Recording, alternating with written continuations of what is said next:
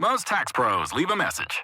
It's Jane. I'm moving on to a TurboTax expert who beat your price. Adam Devine, tell him how I feel. Hey, tax pro, she's been thinking twice.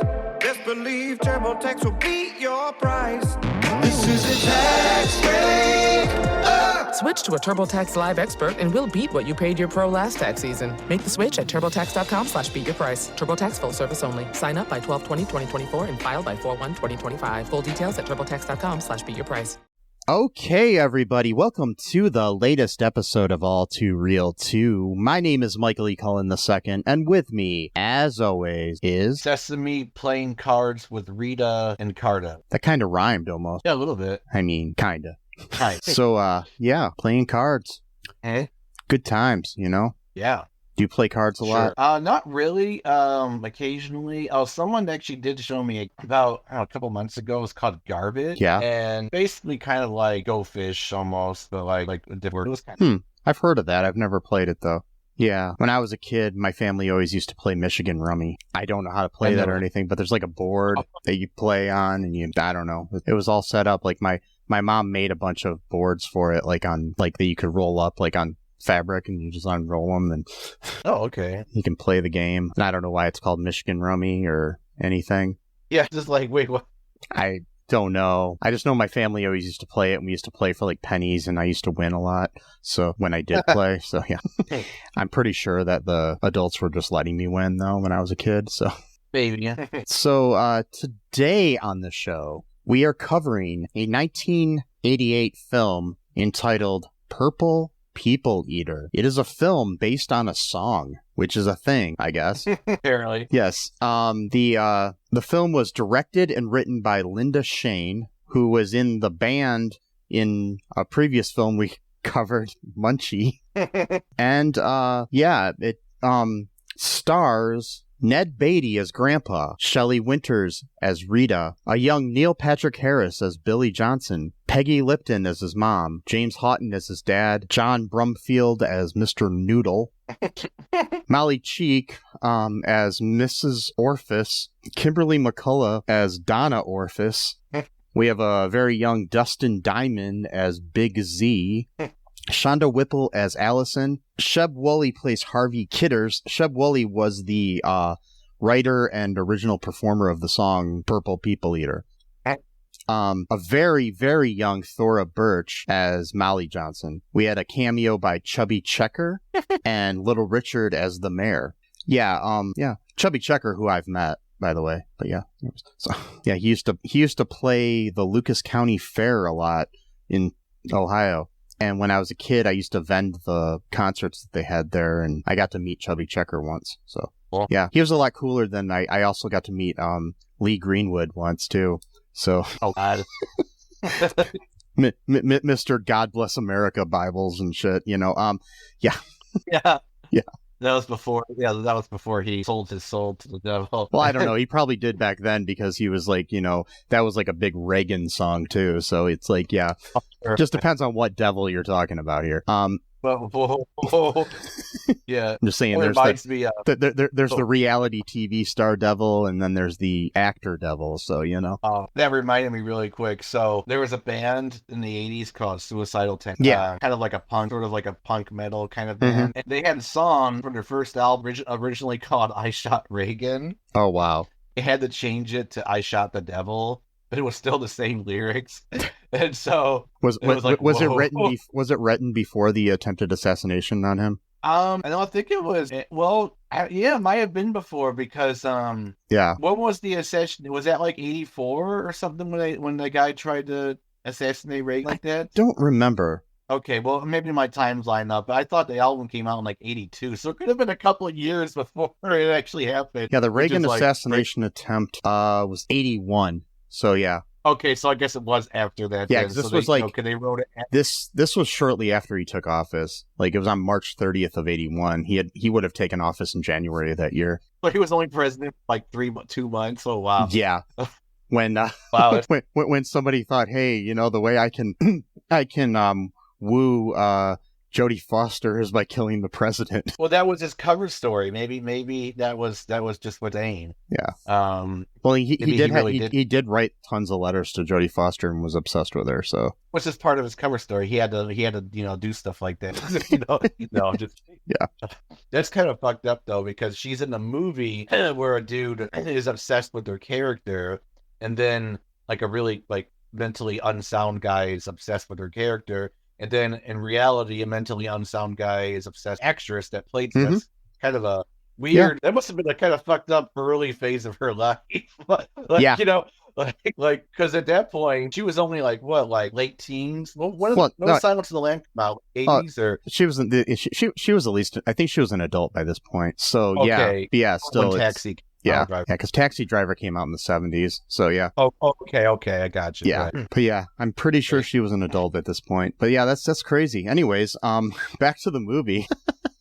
Yeah, no, got sidetracked. We got sidetracked. So, yes, according to the Internet Movie Database, the synopsis of this film is a kid plays the old novelty song Purple People Eater, and the creature actually appears. The two then proceed to help an elderly couple who are being evicted by their greedy landlord. They're not a couple. No, that's incorrect right there already. Yeah, so they're friends. And yeah, yep. and not that it matters. I mean, they could be a couple, but in reality, Shelley Winters is like at least 15 years older than Ned Beatty. So, normally, normally in the standards, women are usually younger than the man that they're dating. So, yeah. Yeah, but in that phase of life, it doesn't really matter. No, it doesn't. Yeah. 75 and 60 matter, you know what I mean? Yeah, exactly. Yeah, it's kind of like that. Yeah, it's interesting too because Shelley Winters played Roseanne's grandmother on the TV show Roseanne, and Ned Beatty played Dan's dad on that show. So that's kind of So, what are your initial thoughts here of Purple People Eater? I don't know, man. It was kind of cool, but it was a little bit weird, and I don't know. It was very very late 80s film, like a lot of that going on. Could have been a little bit longer maybe, or the pacing could have been better, but it's a problem in a lot of I think so too. It was a $3 million movie, so yeah. I'm trying to find the box office for it, but I don't know how much it made. I don't think it did too well at the box office. Because I honestly, like in 88 I would have been like 11 when this came out. Yeah. And this would be like probably something right up my alley at that time, but I don't even remember this movie. Yeah, I remember vaguely it being like on like in the background, but like we were never really watching it. Because I remember like the weird like musical notes coming out of its whatever it is. It's horn. Yeah. Yeah, horn. I remember that kind of stuff. I don't remember anything else like Dustin Diamond. Yeah. Yeah, it's interesting to see a young Neil Patrick Harris. I think this was just prior to Doogie. I was gonna say, because in Doogie he looks a little bit older here, like by like a year maybe 5 or a year or something like that. But yeah, here he's just like a full on kid. Like I didn't even recognize until you mentioned. And I think this was just prior to Saved by the Bell as well. So because both of those shows came out in '89, but it may have been Miss Bliss time for Dustin Diamond. So yeah. Oh, because the original. What's fucked up though? This means then that this movie is probably what launched their career. Yeah, I mean, well, Neil Patrick Harris did have he was in a movie with Whoopi Goldberg prior to this that kind of launched his career. Like in he was in this movie called Clara's Heart, which was like his big break, starring Whoopi Goldberg, based on a novel of the same name. So that kind of was what put him on the map. So yeah, but yeah, this was probably his first big like leading role, though. Yeah, man. I never thought I'd see a movie with Dustin Diamond and Neil Patrick Harris in it, though. So kind of weird. That's like they're like friends. They're in like together. A really cool band. Only had and they're playing hotels now. Anyway, so which I'm not even sure how. Like, it will get to that. So yeah. So what goes on in this film here? So Billy, he's our main character, played by NPH or Neil Patrick Harris. Or if you want to be nasty. If you want to be nasty, yeah. So he's got this weird problem where he just randomly like rescues animals, and they just like decides that they're the pet now. and the mom like okay with it, like just allow it. Oh well, you gotta stop doing this. It's like, or make him stop, like not accept the animals. And the mother was played by Peggy Lipton, who is Rashida Jones' mom. Right. So yeah, she's sadly passed away. But yeah. It's weird. This whole movie is just full of people who are either really famous themselves or are like related to really famous people. Yeah, it's like because like Peggy Lipton and like her and then what's his name? Oh my God, I just had his name and I blanked on it now. Oh, give me a hint. The guy that wrote the Sanford and Son theme song. Jones. Quincy Jones. There we go. Oh, Quincy Jones okay. is Rashida's dad. So yeah. So, oh right, yeah, I knew that. Yeah. Okay. I was just I knew his last name, and then all of a sudden I'm like, I hate it when you just get like that blank spot in your mind. All of a sudden you're just like, you see the guy, you know everything about him, but you're just like, what the fuck is his name? So, yeah. You gotta start like I get that too sometimes. You gotta start taking like fish oil or something to like remember like. Yeah, or, you know, something like whatever it is that they. I keep wanting to do that, but then I keep forgetting to do it. Yeah, exactly. You're like, wait, I was supposed to do something to improve my memory. What was it? Oh God! Need to take fish oil to remind myself to take fish oil. So yeah, just write it down like in your door. Yeah, you know, as you go outside, so just buy fish oil or whatever kind of thing, like the Bento movie where he uses letters to himself. But, I went over to like my nieces and nephew's house, and I grabbed a goldfish out of their little fish tank, and then I just squeezed it, and I tried to get the oil out of it. Is that how that worked? Was that the same fish that the skateboard kid killed when he went into that woman's house? And he put it in the guy's water. How do you oil a fish? No. Yeah, gross. I still hate that scene. Like, how would you not see a fish going down or taste it or feel it anyway? I know. Another review we did, Skateboard Kid. Or Rita. Something like that. And so basically Billy, he's got this problem where like sort of mental issue where he just collects animals and like makes them their pets. Like he's got a really annoying goose. I don't know what you call it. Not duck does. Whatever. That make it a really annoying sound. It's Geeson. It's Geeson. Is that what it is? It's probably honking. I don't know. That's that. Like, is there really a language, Geeson? Like, that's how they communicate with each other. What language do you speak? I speak geese. I'm very did you say Greek? No, I said geese. Wait. I'm very fluent. Okay, sir, this is a Wendy's. You know, like the joke. We don't have any burgers, so I bought the Rosetta Stone to teach myself geese. They have a new program. You gotta buy you gotta buy the extra. It's like the next bucks. It's like we add to like the millions that you'll never have. You're like Matt or Sesame where you get bored with one, try another one. Now you have birds of like whatever. And then so can you ask can you ask how to go to the bathroom in all these languages? Only in like one. I already forgot what it is though. I know in Turkish it's banyo, and I think Spanish so it's similar. I don't know. Yeah. And then so anyway, so he's got goose, he's got a dog. Gave the goose to his mom, gift, I guess, Umbri's. And then so like he basically like likes animals more than that's kind of like setting up. And this next door and he's a dreamer. He's a dreamer. He's not the only one. I hope someday that you'll join us and the world will live as one. That's what he was thinking when he was jumping on a trip. Oh yeah, that's the other thing too. So like the beginning of the movie is like all the kids are jumping on trampolines for some reason. That was the weirdest opening credits I've ever seen in a movie. What that was even like? Was that even a thing that schools did? It was like, okay, it's the last day of school for summer. Let's get on the trampolines. Like it's like I can't decide if that. Or the what was that movie with the girl where she's just tying her shoes at the beginning of the movie? Oh, that was like 5 minutes long to shoot. Yeah, that was Chick Boxer. Yeah, that was a terrible movie. Chick Boxer on Tubi because Tubi has a lot of great ones. This movie, by the way, folks, if you're looking for it, it's on YouTube for free, and that's the only place I could find it. So some dude who uploads like old movies and stuff. He just has a bunch of There's a lot of channels like that on YouTube if you know how to look. Like I saw one where it's like a bunch of old Lifetime movies, like 100 of them. I'm like, oh my god, I want to watch. They talk about one of those sometime. Yes, because some of those movies were insane. Like there was this one I still remember from like when I was a kid where, because like my dad used to kind of joke, say these are like the man-hating channel.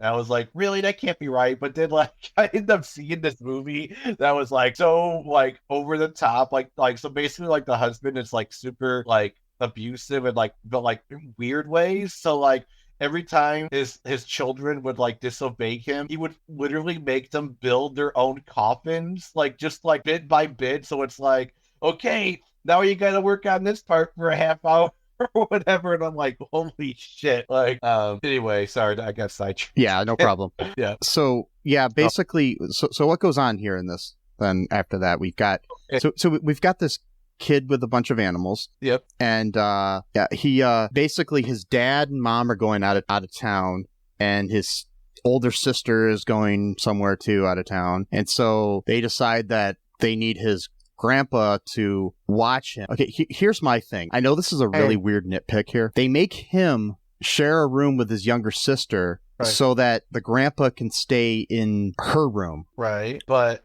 my thing is, if the parents are out of town, isn't their bed free? But not only that, also the older sister's bed is free the older as well. sister shared a bedroom with the little sister. Oh, okay. So, but my thing is why couldn't grandpa stay in the parents' bedroom? It was probably just oversight. They probably because like when my father's gone over to watch the grandkids, he usually just sleeps in my sister's bedroom, so it's just so just saying. It's probably an oversight. They were too focused on the really good purple costume creature and all that money. No, so there's like this weird scene though that I can't get over. I don't know if you can help me out with it. So yeah, sure.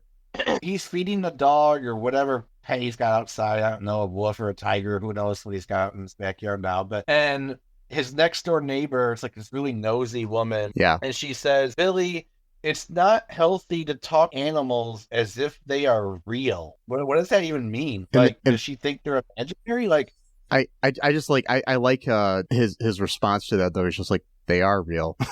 I mean, it's just obvious fact. It's not even like a subjective opinion. Like, it's not like he's talking to stuffed animals. I mean, my only way of defending her is that maybe she meant like they're not like humans, but they're not real, like, And another interesting fact here, that's Mrs. Orfus, and she's played by Molly Cheek, who plays Jim's mom in the American Pie movies. Wow.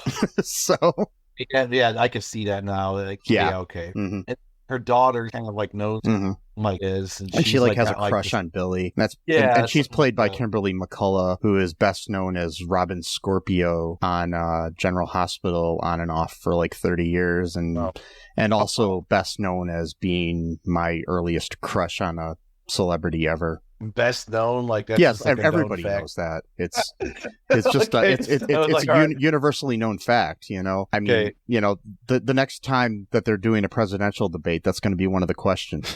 Yeah, of course. Sorry, I got sidetracked for this. I don't know why my mind's crazy today. But there is a scene at the mall. You could know how old this movie is by the fact that they have an orange Julius inside the mall. They'll still exist. Yeah, I know, but they're not nearly as popular. Well, what happened? It's an individual Orange Julius, but most of the time, Orange Juliuses are now co-branded with Dairy Queen because they're owned by the same company now. So yeah. Okay. Yeah, I used to love Orange Julius when I was a kid. That just anytime I hear Orange Julius, it just reminds me of going to the Northtown Mall when I was a kid. And I'd go to Orange Julius or Chick-fil-A before I realized that they were, homophobic, and before I even knew what the word homophobic meant. And so right. Yeah. That is a cool store though. I remember I remember that really good drink. And then I go over to B. Dalton bookstore and then to Spencer's Gifts and stuff. Oh, good times. I miss old malls, like not current malls, like old style malls. Oh, I know. They were more cozy. Yeah. They weren't like, I mean, they were busy and stuff. I don't know. It was like new, like, I don't know, maybe it's like, I remember like feeling like comfortable in malls. Now every time I go into a mall, I usually go into a movie theater. I just want to get there as quickly as possible. Like, don't even want to like walk around, I don't know. Maybe it's just me, but it's whatever. I don't know. I mean, it might be, but it's like I live in a town where there's like a really small mall that's reminds me of the old malls, but it's like it's dead all the time though. So probably two stores or whatever. Yeah. Actually, someone made a video, a YouTube video where they went to like a dead mall in Findlay or something like that. It's recently. Probably our mall. Yeah. Okay. Yeah. We only have one mall, so. Oh right, yeah, because Findlay's kind of a small town. Yeah. Anyway, they just the mall was bought recently, so it's supposed to be getting like kind of a facelift and stuff like that too soon. So hopefully it's good. I don't know. Maybe that will. Yeah, they bring in quiche. So anyway, they go to pick up Grandpa in his little house or condo, whatever it is, and like weird. I don't know, like weird, but like not in like a bad way. And like, so they're like, okay, you got everything packed? He's like, oh yeah, I got packed things for like a week, and it's like a week, I think, all summer probably. Like, and you know, so it's like, okay. And then he says that you got this really piece of shit landlord that you already know from the beginning is going to become like the main villain of the movie. Yeah, and his name is Mr. Noodle. That's like, what the fuck? Dumb. Yeah, no, Mr. Noodle. And like he's like so patronizing to like the elderly people who live there. He's like, now you know, just because not here, you still have to pay rent. It's like, yeah, like who doesn't think that? Like, what are you talking about? Like, it doesn't make any sense at all. Like, oh well, I wasn't here for 3 weeks, so technically, you know, I wasn't like doing anything for 3 weeks, so I only owe 1 week's of rent. It's like, what are you talking about? I went to Florida for a week, so I don't have to pay rent that week, right? No. It's like nobody thinks that, dude. No. Maybe like if you're like emancipating yourself from your parents, this is your first apartment, maybe you would think that, but like nobody like in their 60s still thinks that. Yeah. But that's just like an indication of this guy, because he just becomes heartless, you know, capitalism shit, what he is. And Donald Trump.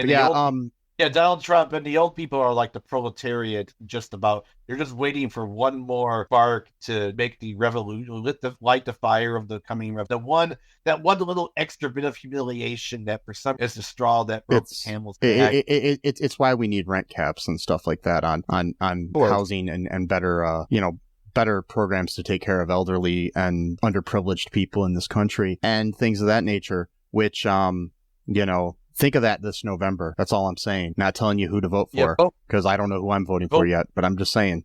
Yeah, vote purple. The purple people leader. Purple just means you're going to vote like half Republican, half Democrat. Wait, I was going to say, I'm like, wait a minute. I'm like, sorry. So I know I've been going. So basically, Billy's outside one night. His grandpa. So if I voted purple, would that mean like if I voted for like Kamala Harris is the president and JD Vance is the vice president? I think it works that way. I think you can do that.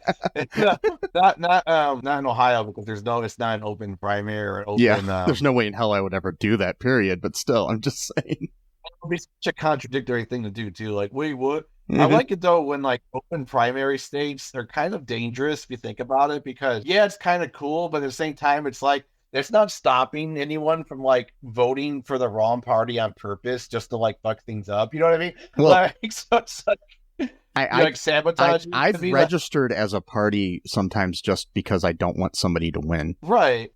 It's a whole like I voted in a primary, like where because I normally don't vote in primaries because I don't want to be registered as anything, but I will freely admit that I've registered like as a Democrat or a Republican in the past because of the two people running. I thought that one of them shouldn't get elected. So so I don't know if that's like, any better. But, I should like start anyway. Well, I'm sorry, I'm getting so off topic here, but so basically, Billy, he's outside after hard days of work of painting with his grandfather for some reason, and then listening to his old records that his son had got. One of them, I think, was the Purple People Eater, and what did he play? And for some reason, I guess listening to that song manifested this purple creature. I guess I don't really know how, but okay. Well, that's how music works. Yeah, I wish. I played Hot for Teacher once, and all of a sudden, one of the attractive teachers I had appeared in my living room. I mean, if only. Like, like I was listening to Jennifer Lopez the other day, and she didn't show up, so I was like, oh, no. It's like, damn it. Then I tried listening to Heart. None of the Heart girls showed up. Christina Aguilera obviously was a no-show. That goes without saying. But none of them showed up. And she's supposed to be a genie in the bottle, and she didn't even show up. So it's like, that's going against her role in this. You just didn't rub her the right way, man. Yeah, that's definitely not a euphemism. So Billy here, exactly. The Purple People Eater comes down, and he's like in a tree, and like Billy's like whistling, and then this creature starts, playing music through his horn and everything. And okay, here's the thing. Why is it in these movies that nobody seems to react to the fact that there's a fucking alien? No, I know. That's what I said too. It's like there was another movie that we watched. I forgot what it was. Munchie's like that too, to a point. The kid's just like, oh, hey, there's a fucking alien. And it's like, I mean, and like Mac and Me. Yeah. That's one where they're just like, oh, and what was the other one too, where they just readily accept? Oh yeah, the Flight of the Navigator, where like the kid was missing for 8 years and he hasn't aged, and they're just like, oh yeah, that I believe that. It's like, wait, why do you believe that? Like, or Skateboard Kid, where it's just like, oh yeah, I have a talking fucking skateboard. Like, what?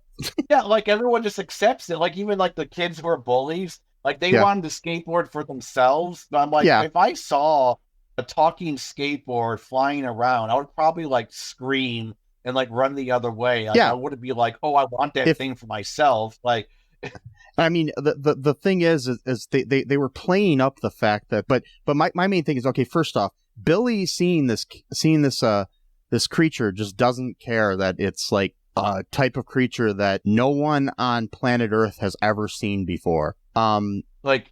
Both nothing, like no creature on Earth, like completely its own thing. I mean, I would react even if it was a creature I have seen before. Like all of a sudden, like if there was a lion. Oh yeah, exactly. There's a lion that shows up. Yeah. Oh, or a bear, or even like I freak out when I see a fucking possum. I mean, I'm just saying, it's just like, what the hell? Yeah, I know. It's just so it's so weird too, because none of these people have any sense of like self-preservation. Like they're just like, oh, sure. I'm like, he doesn't know what this thing is. This thing could be, even if this thing is nice, it could be like poisonous to touch, for the humans. You know what I mean? There's no I think movies like this and E.T. have ruined people. We need to watch more movies like Independence Day and realize that the aliens are going to come and they're going to be fucking evil. Oh wait, I'm just. Yeah, they're too nice in these movies. We gotta be prejudiced that they're all. But at least at E.T. though, the kid was freaked out at first. Yeah, it took him a while used to it. And that brings me to another point. The point is that they didn't even address this point in the entire movie ever. No, is that E.T. wants to go home. In this movie, he just shows up and he mentions his parents once, but never says anything about them. That he's trying to get back to them, or they're looking at him. He just now lives on Earth, apparently. So like, as an actor, all the time, whenever you're playing a role, you have to have an objective, and something that you're trying to do, like a mission, basically. Like, even if it's like your only mission in a scene is, I'm going into the room to get a soda out of the soda machine. That's your mission. There is no mission for this character at first. It's like, no, and it's like he acquires a mission later on, but that's not why he appeared. Like that's what gets me. Yeah, it's like why? Okay, we know how. So again, there's the how, but then there's the why. So we know the how. The how is, for some reason, playing that song summoned the creature, which is weird because it didn't summon it when Billy's father was listening to the record through his whole childhood. But now, unless we don't know about this, and there's going to be a prequel later all about Billy.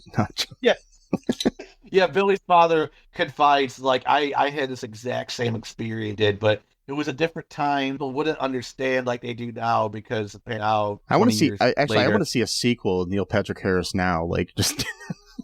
Yeah, it's pretty cool. Like that would actually be really cool. Like purple is now like a rock. I don't know, whatever. Yeah. And then and so like these music notes come out too of his horn as well to like symbolize that in like own, I guess. Like you could already tell that. So you need musical notes to show up. Oh, that's what phone dad watches this movie, know what he's doing. And so Billy does, a few notes here and there, prove that purple or whatever. Then immediately his grandfather just like, he takes him to the mall. And so I'm thinking, because the movie's called Purple People Eater, right? And so I'm thinking, is this creature gonna start eating people? Like, 'cause that would be kind of crazy. And so there's a scene at the mall, and that's the reason why I brought up Orange Julius, because there was an Orange Julius in the back they were at, and they were, I don't know, doing something. And then Billy's grandfather just up and disappears like within a millisecond. And I'm like, holy shit, did Purple just eat his granddad? Grandfather? And then and he's like looking all over, and I'm like, holy shit, this like totally changes like the tone of this film.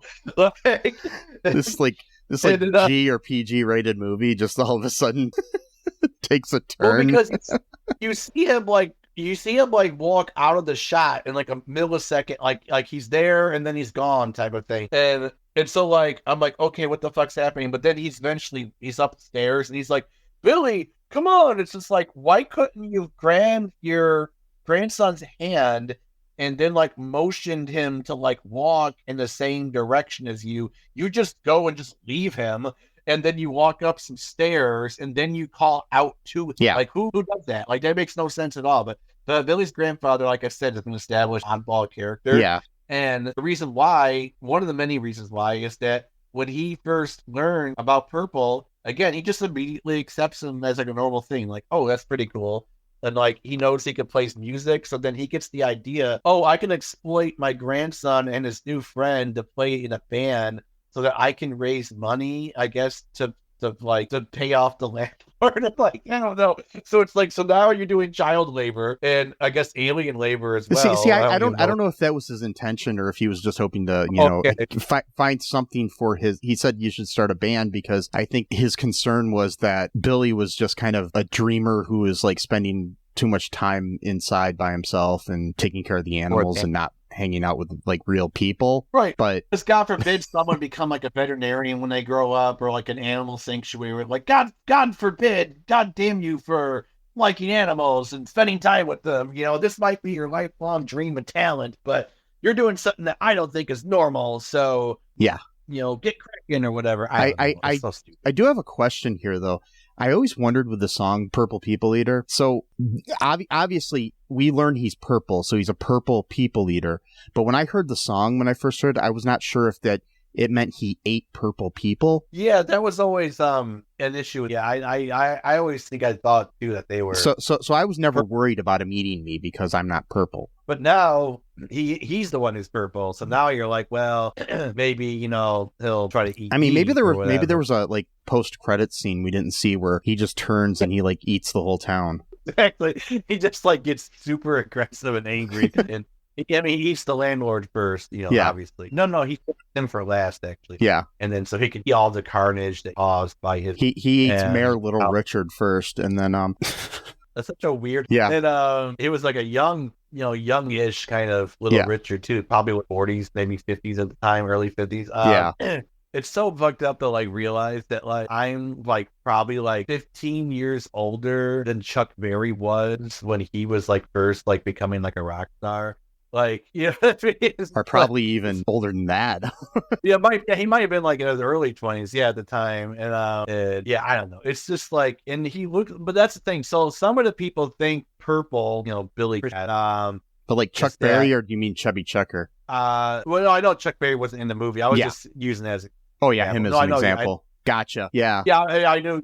Have done Chubby Checker because he was also a cameo. No, but like, so like some of the people think that he's just like a kid in a costume, but other people just like realize he's like, so I don't really know what causes one to like realize he's an alien. The other people would think he's just wearing a costume. Yeah, it's like, I don't understand it, but I mean, at first I think that Grandpa thought he was just a kid in a costume, but I'm thinking eventually he realized, wait, he's not a kid in a costume, he's an alien. I mean, at some point, if he never takes it off ever, I mean, come on. Like, he's just going to stay in that costume all day long. Come on, no one does that, especially, but he can eat, though, too. It's like, most people can't eat through a costume unless they have, I'm totally convinced that the San Diego chicken always looks like that. No, I'm joking.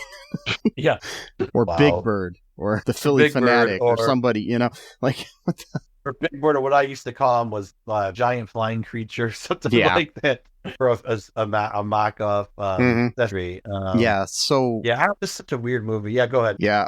So what else goes on here? We got basically, I mean, the plot doesn't really have a lot going on per se. They audition people for the band. They find people in the band. The drummer, who is played by Lindsay Price, who later was on How I Met Your Mother featuring Neil Patrick Harris. So which is interesting. And another person I had a crush on a lot is when she was younger. So, and I was younger. Not younger, just making sure I'm not a pedophile. So.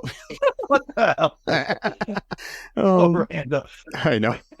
I just realized how that sounded after I said it. So I was like, wait a minute. Just want to make it clear that she's almost a year older than me. So. In reality. Yeah, you gotta make that clear now because everybody's like just waiting to like call someone that. So it was age appropriate for me to have a crush on her at certain times. So I'm just saying when I had the crush on her. So you're all good. You're all good. I think everyone stands. Same thing with Kimberly McCullough, who I mentioned earlier. She's like a year younger than me. So it was age appropriate to have a crush. Right. The whole thing, it's like so basically what ends up happening is we find out that like this lady Rita, who lives there, played by Shelley Winters, the brilliant Shelley Winters, by the way, one of the greatest actresses of all time.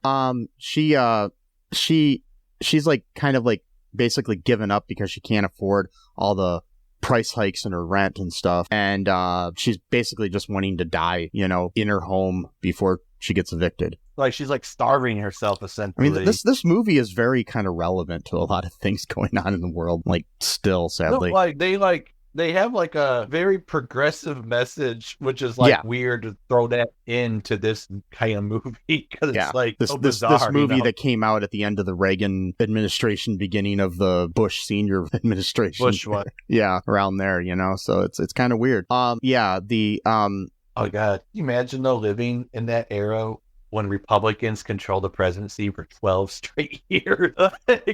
like I lived through it. I lived through it. I was just saying, that's a lot. Like 12 years. So Obama had 8. Yeah, I lived through it and had a Reagan picture hanging up in my bedroom. Right. Oh God. I had a Jimmy Carter one. Not really. Just kidding. No, I literally had a Reagan. There were these bags. I still have them. These bags that were given out at this like some presidential rally or something that my parents and I probably went to when I was a kid, and I framed one of them and had it hanging up in my room. Had a picture of Reagan on it and said Reagan Bush on it. Yeah. Oh my God. Awesome. I still have those though because I think they're probably worth money, so I'm keeping them. Oh yeah, probably. Yeah. So anywho, we've got this, this Mr. Noodle basically noodling his way into the lives of these old people and fucking them over, and they introduce Rita to Purple to try to make her feel better because that's that's what I'm thinking. I'm like, you know what, when I'm feeling bad, if I'm just gonna tell you this right now, Sesame, if I'm ever really really sick and old and stuff, and you somehow have a big purple alien as a friend, don't bring him over to make me feel better. I'll just send him over without any preparing you for what's about to happen. Like they did for like a second, like, okay, just calm down, it's gonna be okay. And then they go immediately there, and I'm like, you're gonna give this poor lady a heart attack, I know. Dude. Like, that's what I'm like. She's not feeling well. Let's just introduce her to a creature that we've never seen before. That was literally after she got back home from the hospital. So it's like you already knew that she had a close call, and you're just like, yeah, let's just No, I think was it before or after? I don't remember. I think it was before because she ended up because it was Purple was there when she got rushed to the hospital. So yeah, no, it was before, but yeah. And then they decide to so they leave him with her, and he's like, oh, we're gonna go for a really long walk, and then he's like, oh, Purple can stay. He doesn't really like to go on walks, and it's like, so you just let this random creature just be alone. I mean, with this old... the scene almost played out like when you're trying to set somebody up with your mom or something, Yeah, it's like it's like I'm gonna leave Mr. Purple here, and hey, you guys, get to know each other and see what happens. No, I'm just joking. I know. Maybe you'll have little purple babies. Yeah, exactly. Well, we never even established yet if Purple is even like a sexual being, like what gender Purple is. Yeah. So do they spawn? He has parents, but they just spawn out of eggs. I mean, and we're just assuming it's a he too, because we don't know. So yeah. Never. Yeah, they just assumed it was. We didn't see his purple male. junk to know. So wait. The kids will. So, yeah, that's joking. It's not like the Ninja Turtles, holiday special where where we just randomly see a penis. But he's riding the bike behind a child. So anyways, back to this movie. So basically, we get she goes to the hospital at some point when she finds out she's going to be evicted, and they're all going to be evicted on Labor Day. And what a great everybody in the place, because Mr. Noodle decides he wants to turn the place into condos and shit. And this is after they uplifted all the old people by having a party with the young people and getting them all the be happy and shit. And and all that jazz. No, yeah. And so then we end up having an idea where they're gonna do a benefit concert sort of thing to save the seniors, and then Mr. Noodle finds out about this, and he's just like, oh, so pissed and everything. So then he at one point kidnaps Purple, ties him up, and throws him on top of a pool table or something. That's felony right there, kidnapping of a minor and then also strapping them. So we don't know how old Purple. So I got the impression he was probably a kid though. So yeah, I don't know. Like you're at the. That's what I was getting from it. You can't tell again with these creatures because there's no backstory. There's no canon about who these. We do know that the music is like 25 years behind in his planet because the radio waves don't get up there for 25 years. That's right. There was a weirdly specific point about that. It's like why was that even necessary? Maybe that's the reason why he only responds to that song because later on they're saying, like, I think it was Dustin Diamond or somebody said something about playing or like some other kid or something said something about playing like Motley Crue and stuff like that, and he didn't know that music. So, but he learned it because that's one of his powers. So it doesn't make any sense why they even needed to make that point, other than just trying to make interesting and cool. Trying to explain why we're just listening to like 50s and 60s music here. That's the thing too, is like this band becomes like super popular local band, and they're playing like weekly gigs at like a fancy hotel. Like what? It's like, all of a sudden they're the Jonas Brothers or something, and I don't understand what's going on, So it's like, but it is like. Yeah, they're bigger than Chapel Ronan or whatever her name is. I don't see that. I mean, like I've listened to it. The songs are okay. They're not bad. But like the way people are treating her is that like this is like the greatest album of all time. I'm like, it sounds to me like watered down for. Maybe I'm being the old guy. Well, see, the thing is like I've not noticed people treating it like that. I've just noticed people mentioning her. And she's popular. So the thing is like it'll be somebody new in a month or two. I'm sure. They're still planning this concert, but Purple's been kidnapped, and he ends up escaping, and you get this whole random like car chase, and where Noodle's running on a car with a flat tire because Purple used his horn to Noodle's car, and Yep, and so we get the whole like, oh no, is he gonna make it and everything, and then we learn like before he even makes it, Billy's there because he's there and everybody else is there, but Purple's still not there. But Purple ends up riding there on a horse and then eventually in a car, and with the cops' help and stuff, and they're your good old typical kids chase scenes. You're being nice. He's being a nice cop. He's like, and I mean, I'm grateful for looking different than him, so that was nice. But I love how the cops at one point are just like, "Can you drive?" They don't ask for a driver's license or anything. They're like they're so like libertarian about it. They're like, yeah, whatever. Like, who cares? Like, whatever, It's like this town. I love in these movies where the town itself feels like they're very like maladjusted to like world. Like we get like with Game where like the whole town conspires against Pete to do nice things to him as he's doing terrible things to it. Like literally makes him go insane because of it. But this is them, quote, doing a favor to him. It's like by making his mind unravel. And so sorry, go ahead. Yeah, no. So then basically we have the whole like Billy ends up giving like a big like Abraham Lincoln style speech at the thing, and the early Barack Obama speech, something, I'm just saying, like, it's very eloquent. And we also have to mention that when they do sing, they have Neil Patrick Harris lip syncing to somebody that's probably like 15 years older than him. I know, he sounds like a full man. Like, what the hell, dude? You couldn't find a kid for him to lip sync or have him sing himself. No, it's likely. While they're doing this, when he's doing the speech, Mayor Little Richard does a whole little like speech with the whole like city council is right there too at the concert, and they bring forth like a whatever it is, like what do they call it? Bring forth a resolution or something, an emotion to have this whole like make it so you can't kick the seniors out of the place and everything. So they didn't even need to really raise this money or anything. So the whole thing was pointless. So Purple comes back and he's just like, you did it yourself there, Billy, or whatever. And then, everything's purple goes away and everything's happy. Yeah. What happens to Purple after this? Does he just leave? I'm assuming he says his job was done, so I think he went back home. What job, though? That's the thing. I think his job was to give Billy confidence to lead his own life and stuff. I don't know.